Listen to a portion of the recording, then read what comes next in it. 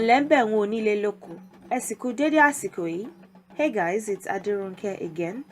Today I'd like to talk about two metaphors and what they mean, literally and metaphorically. Eegun ile àti Òrìṣà ọjà. Eegun ile àti is end. I'll make a video on connectives soon. Eegun ile àti Òrìṣà ọjà. What does that mean? What do they both mean, and where do they come from, and what do they mean as metaphors? So they came from the Odrifa. The Odrifa is like the Yorùbá people's spirituality compilation of verses. When an Ifa divination is done, they tell you what is to come. They tell you how to manage yourself, how to live a good life. Those verses.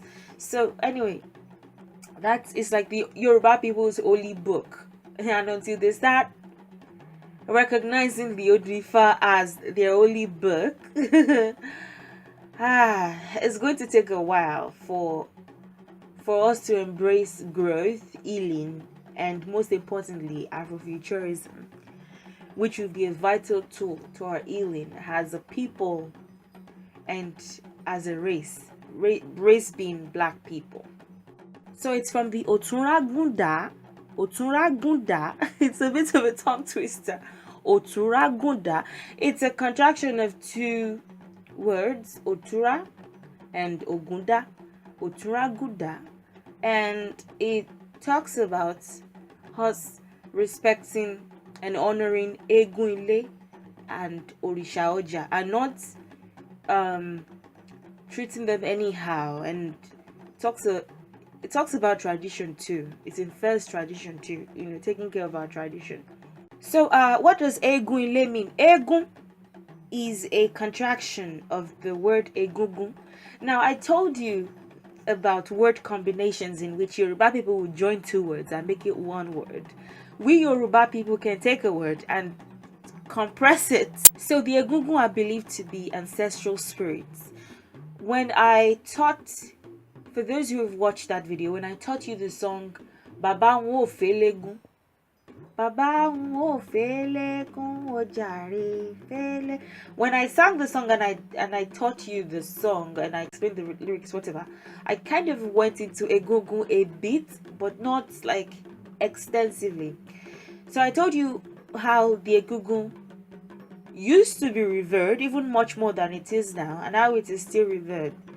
So when ancestors died, I would say, because our ancestors are Christians. That most of the people that will become ancestors in the next 50 years are Christians now. So I don't know about that. But when the ancestors died, they would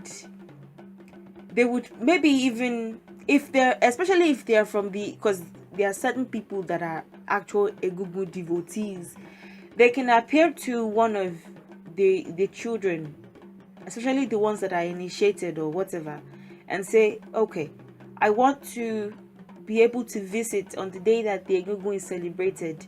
Make me a costume in quotes, and design it this way. Let it have this pattern on it. Let these animals be represented on it. Let it have this color, whatever. They would instruct them and they would make those costumes. So on the Egungun festival day, but not necessarily, sometimes a particular spirit will just decide to may just decide to be present in the physical realm. So when the costume is made to the spirit's specifications, most often, and guided by the Ifa divination and dreams, and we have different ways of getting messages from the spirit realm, signs, whatever. There would be somebody, usually one or two people, there could be more, that would be sanctified. Most of them would be initiates themselves. It won't just be anybody. That would be sanctified and allowed, permitted, because they would have done the necessary preparations for the person, all the so that they will not die. Okay, anyway, I don't want to go too deeply into it because I would have to make an actual video for it. So anyway, that costume will essentially become the costume that the spirit will be present in anytime they want to appear as an Egungun and visit Earth as a human being again. So how it works, sometimes those costumes, they become so powerful that they will breathe on their own. You could be in the house where the Egungun costume is being stored. This was back then. It's not necessarily, it's still the case, but it's not as revered. You understand what I mean? So those costumes would you would feel like someone is breathing beside it, because they would go sometimes, and it's just you and the costume in that particular building. So you feel like the costume is moving, or like, what's moving this thing, or is somebody inside it, and it won't be like anybody is inside it, but the spirit is inside it. On the day that the Egungun is to be celebrated, the person that has been initiated and sanctified and permitted, and all the necessary spiritual preparations have been done for him usually, almost always, always, I think, at least for as far as I know, that man will now wear the costume. The man will wear the costume and would work around. And of course, some people will be terrified, some people will be amazed, some people would rush to, fall flat before the Egungun, because that's a spirit right there. The Egungun is believed to be not just a personification, because it's different from, I'm personifying my ancestors with this costume and somebody's just wearing it and we're just celebrating. That's why I said I'm going to have to make a separate video. It goes beyond that. It's not just a personification. Today we're just honoring our ancestors and we're just wearing this colorful, heavy costume, and we're just cool. At all. That is not it. The spirit is actually possessing that person. The spirit has possessed the person in the costume. And even that person, if it's just anybody, they can lose their life. They can be extremely troubled until they maybe go to the high priest or someone and say, look, I'm sorry that I wore this costume when I wasn't authorized to. What can be done for me to help me? So you have to be authorized, and you have to be, almost always, you have to be an initiate. You don't necessarily have to be, I was born in Ile Egungun, but you have to be an Egungun devotee. You have to be into it to ever just, Egungun costume. It looks cool. Let me just wear it and take a selfie. No. No. So back then, if someone was sick in the household, they would say, this is what this person should use. They would caution, they would warn, they would guide, they would bless, they would relay messages. They perform several functions. Now, there are several people that call themselves Eegun that just use it as a money-making venture. They would go on the streets and terrorize people and be asking for money. Give me 100 naira. Give me 200. Those people that follow those Eeguns, they back in the day, even if people gave those Eegun people gifts for the spirits, it wasn't that the Eegun would be terrorizing you and be saying, give me 100 naira, give me 200. Now they've turned it to I don't know. Some are still doing things the way it should be done, but some people are just doing wishy-washy things, and it's really giving a bad impression on those who don't really understand, the Yorùbá spirituality, and Ifa and Egungun and all those things. I feel like now I've spent more time talking about that than actually talking about what I intend to talk about in this video. Egungun, Ile, is a metaphor for the father. Eegun Ile is your father. It could be very literal. It could literally be Egungun itself. But it's also a metaphor for a father. We have the Gelede for women, so don't worry.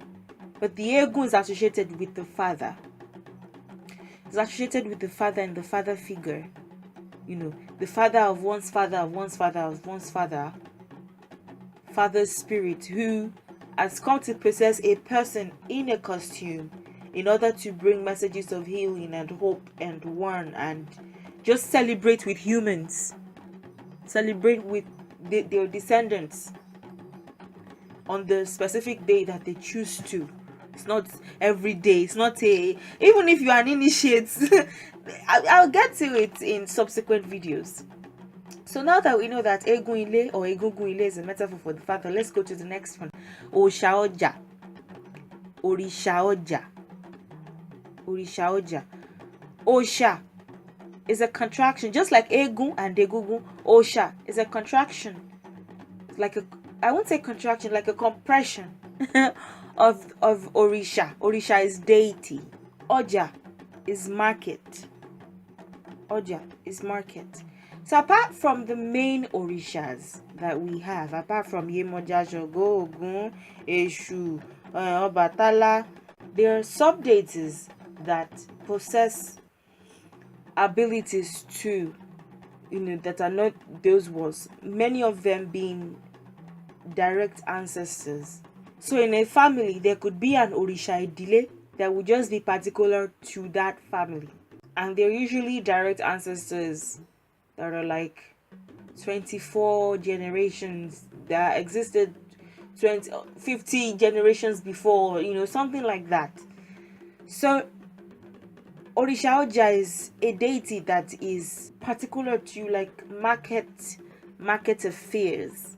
So when my father was younger, they used to be, because saying deities was not the way people would just frown their faces now, and they don't respect tradition that much anymore, especially those in Nigeria. You're on this table,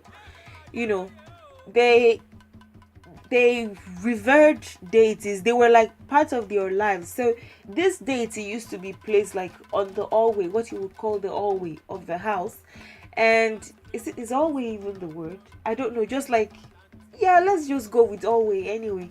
So they would place the deity on a specific corner, and it depends on the deity too, how what you give a deity and how you address them, and everything depends on, is always specific to the deity, the family that worships the deity and all that.